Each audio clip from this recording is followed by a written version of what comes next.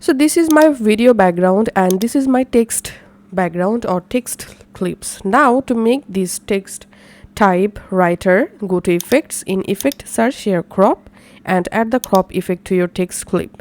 After selecting the text clip, go to effect controls and here you find this crop effect.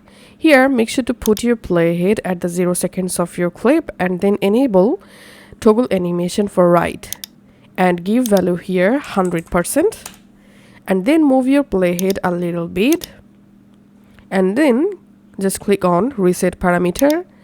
And now let's play our timeline, and here as you can see typewriter effect added. If you want to make the typewriter effect slow, then you can just move this second keyframe. This will make slow your typewriter. And if you want to add a sound, keyboard typing sound, you can just add a typing sound effect. And now let's play our video, and here you can see the final result.